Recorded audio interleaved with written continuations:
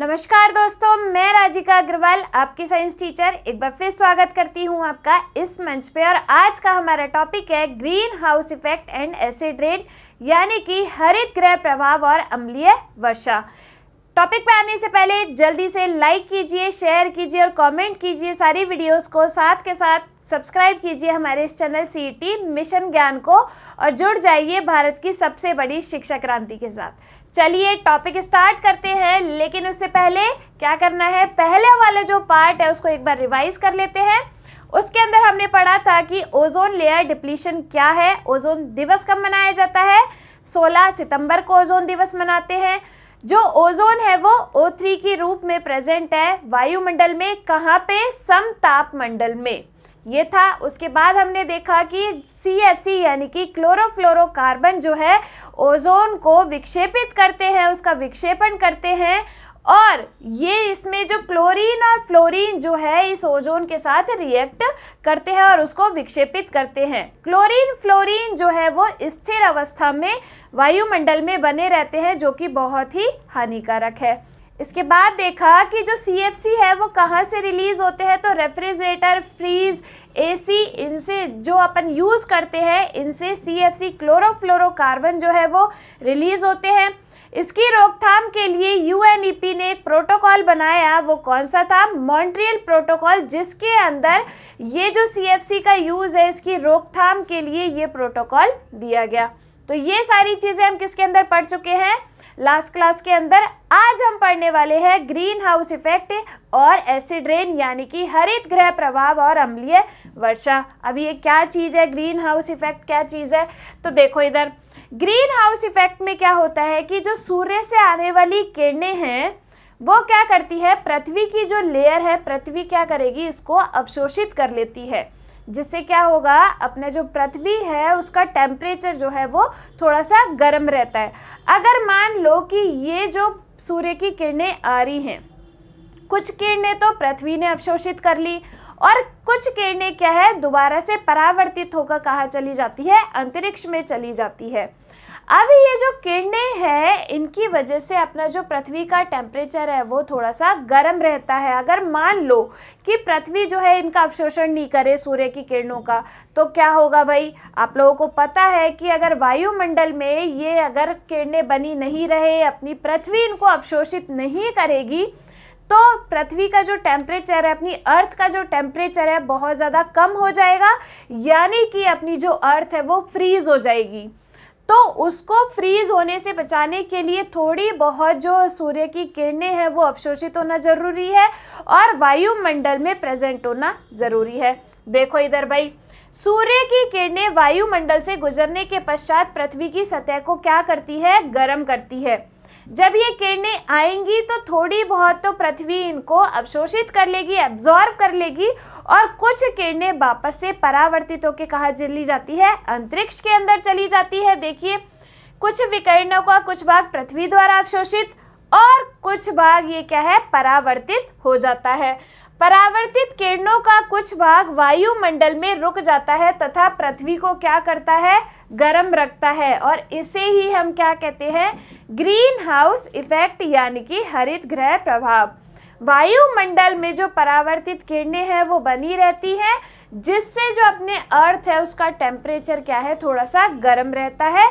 इसे हम कहते हैं हरित गृह प्रभाव। देखिए इधर सन से ये लाइट्स आई, कुछ तो क्या कर लिया, कुछ तो पृथ्वी ने अवशोषित कर लिया, कुछ क्या है एटमॉस्फेयर में वापस चली गई, परावर्तित होके चली गई, और ये परावर्तित किरणें क्या है, पृथ्वी का जो टेम्परेचर है उसको गर्म रखेगी। अगर ये यहाँ पे नहीं हुई तो क्या है, अपनी जो अर्थ है वो क्या हो जाएगी, फ्रीज हो जाएगी। तो ये ज़रूरी है। लेकिन अब देखो, कुछ चीज़ों के उपयोग से, यानी कि कुछ गैसों की जो मात्रा अगर अपने वायुमंडल के अंदर ज़्यादा हो जाती है तो उसकी वजह से अपने पृथ्वी का जो टेम्परेचर है वो बहुत ज़्यादा हो जाता है। तो भाई ये कौन कौन सी गैसें हैं जिसकी वजह से अपनी अर्थ का जो टेम्परेचर है बहुत ज़्यादा हो रहा है और जो हमारे लिए हार्मफुल है। तो देखो इधर भाई, ठंडे मौसम में अब ये जो ग्रीन हाउस इफेक्ट है ये किस तरीके से अपन इसको एक्सपेरिमेंट करके देखते हैं। तो देखो, जो भी उष्ण कटिबंधीय पौधे हैं, क्या उष्ण कटिबंधीय पौधे हैं, अब ठंडा मौसम है लेकिन उनको तो क्या चाहिए, गर्मी चाहिए। तो उसके लिए क्या करते हैं, कुछ एक्सपेरिमेंट किए जाते हैं जिसमें से ठंडे मौसम में उष्ण कटिबंधीय पौधों को गर्म रखने के लिए आवरण बनाया जाता है, उसी को अपन कहते हैं ग्रीन हाउस। यानी कि जिस तरीके से अपनी पृथ्वी गर्म रहती है उसी तरीके से उन पौधों को उस ठंडे मौसम में सरवाइव करने के लिए क्या करते हैं, ये कुछ आवरण बनाने की प्रक्रिया होती है, उसे अपन क्या बोलते हैं, ग्रीन हाउस। क्या बोलते हैं, ग्रीन हाउस। जैसे मान लो कि कुछ प्लांट्स है, उनको एक कांच के शीशे के अंदर क्या है, बंद कर दिया, तो अंदर का जो टेम्परेचर है वो ज़्यादा होगा किसके कंपैरिजन में, बाहर के शीशे के बाहर के टेम्परेचर के कंपैरिजन में अंदर का जो तापमान है वो ज़्यादा होगा, और जो किसके लिए सूटेबल है, अपने उष्ण कटिबंधीय पौधों के लिए। तो शीशे द्वारा ऊष्मा रोक लेने से शीशे के अंदर का तापमान बाहर के तापमान से क्या हो जाता है, ज़्यादा हो जाता है, और इसे ही अपन क्या कहते हैं, ग्रीन हाउस यानी कि हरित गृह कहते हैं। तो इन पौधों के सर्वाइवेंस के लिए क्या ज़रूरी है, अपना हरित गृह ज़रूरी है। लेकिन अगर यही गैसें बहुत ज़्यादा हो जाए, यही ऊष्मा बहुत ज़्यादा हो जाए तो हार्मफुल भी होती है। तो देखो भाई, अपने वायुमंडल में अगर ये गैसें बहुत ज़्यादा अधिक मात्रा में प्रेजेंट है तो ये अपन को क्या करेगी, हार्म करेगी। इधर देखो अब कौन कौन सी गैसें हैं, आपके एग्जाम का क्वेश्चन किस तरीके से बनेगा कि ग्रीन हाउस गैसें हैं। सबसे पहला क्वेश्चन तो इस टॉपिक का यही है कि निम्न में से ग्रीन हाउस गैसें हैं, तो कौन कौन सी है, कार्बन डाइऑक्साइड। सबसे पहली जो मेन गैस है वो कौन सी है, अपनी कार्बन डाइऑक्साइड। अब आप कहेंगे भाई कार्बन डाइऑक्साइड तो अपनी मुख्य घटक है गैसों का, तो भाई अगर ये प्रेजेंट है तो किस तरीके से हार्म कर रही है, किस तरीके से जो है अपने जो हरित गृह प्रभाव है उसमें ये आ रही है।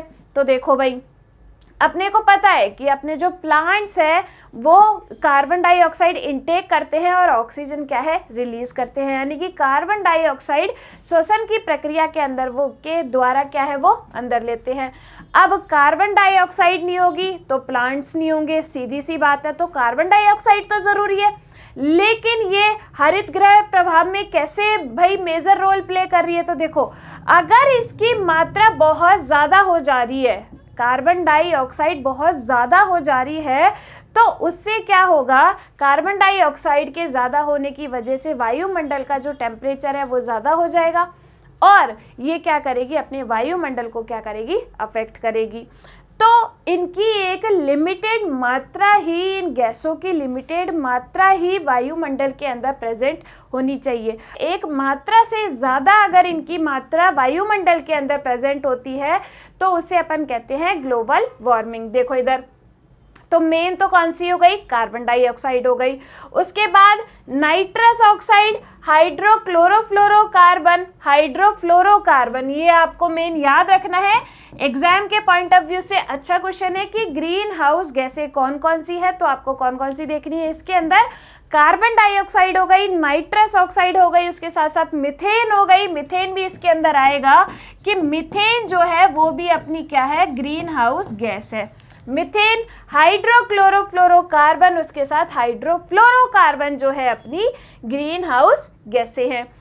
अब जब CO2 की मात्रा ज़्यादा हो जाएगी तो CO2 की मात्रा होने से क्या होगा, ज़्यादा होने से ग्लोबल वार्मिंग, जिसे अपन कहते हैं विश्व उष्ण। क्या कहते हैं, ग्लोबल वार्मिंग यानी कि विश्व उष्ण।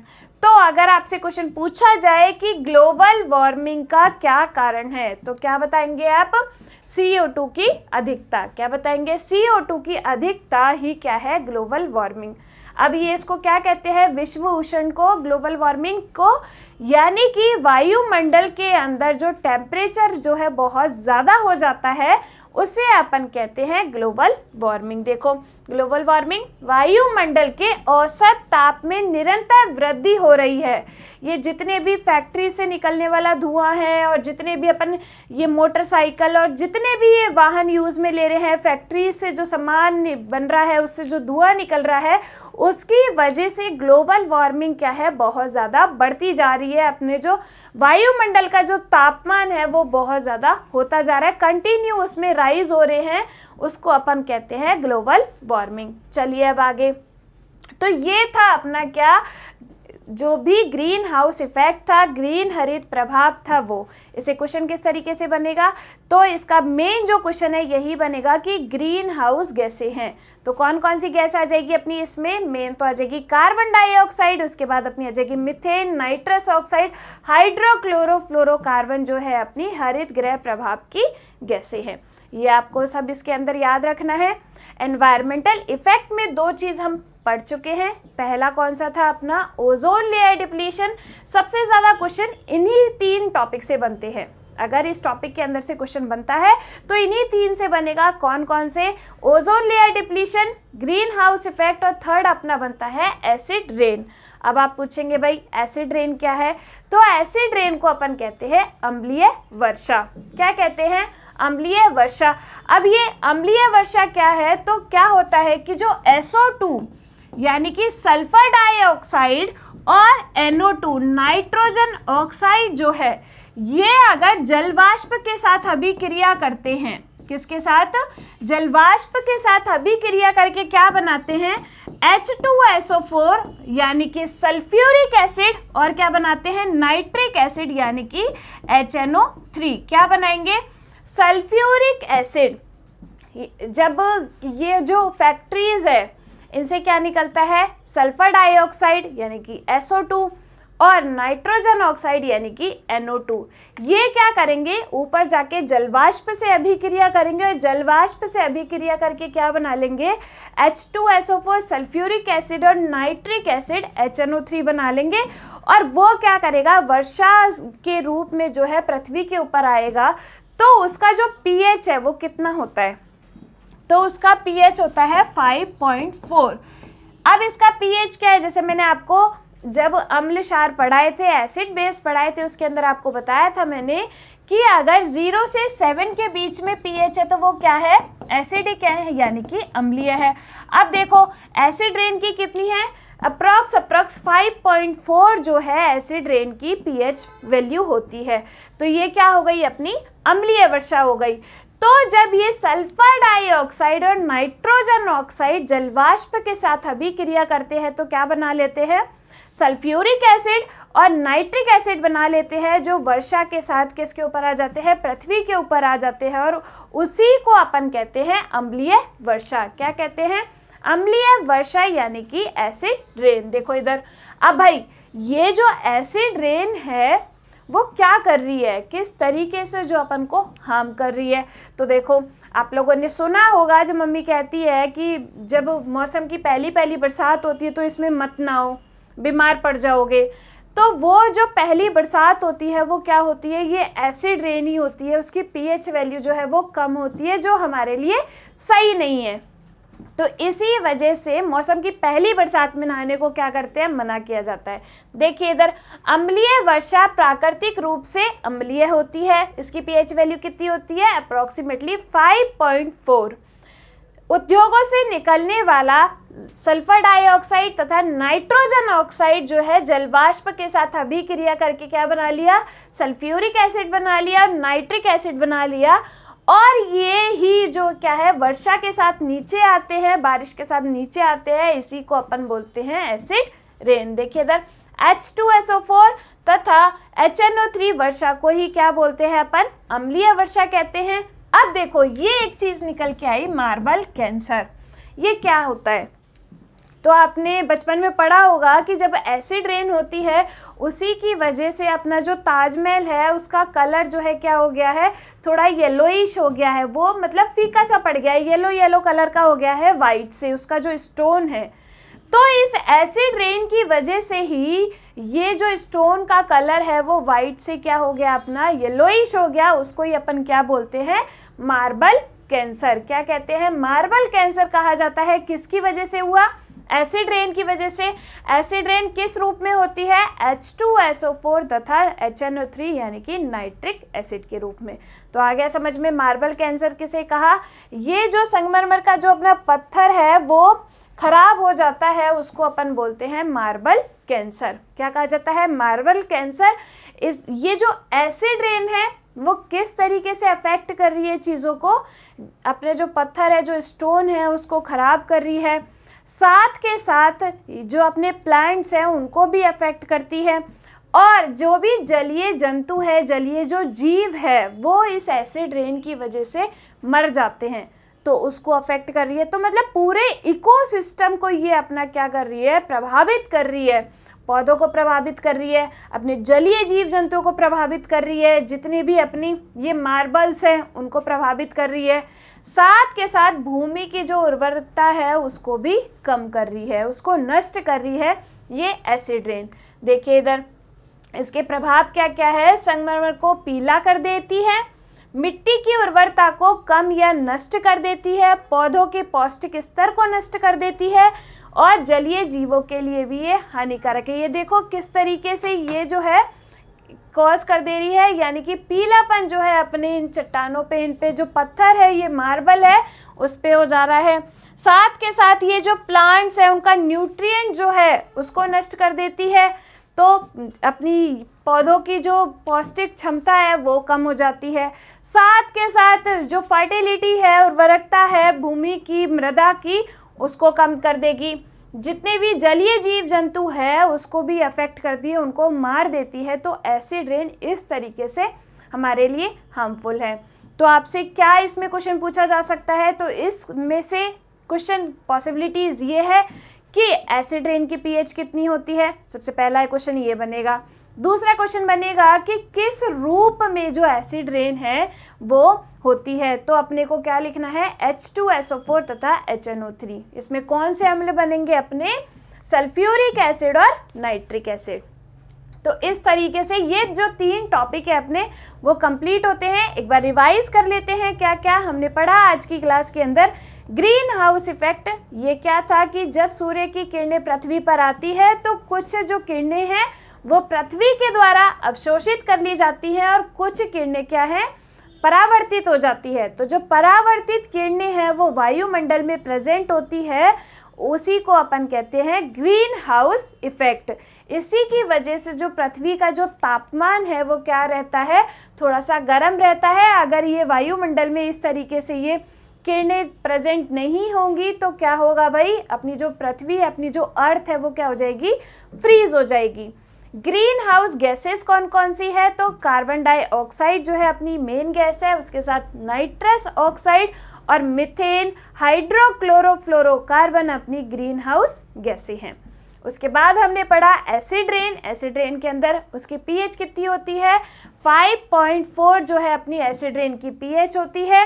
एसिड रेन किसको अफेक्ट कर रही है? मार्बल कैंसर कर रही है, यानी कि अपने जो मार्बल है उसको खराब कर देती है। कौन से एसिड जो है इसके अंदर बनेंगे? तो सल्फ्यूरिक एसिड और नाइट्रिक एसिड अपनी एसिड रेन के अंदर बनेंगे। तो इस टॉपिक से ये क्वेश्चन बनने की पॉसिबिलिटीज जो है सबसे ज़्यादा है। नेक्स्ट क्लास के अंदर अपन फिर मिलेंगे, तब तक के लिए धन्यवाद।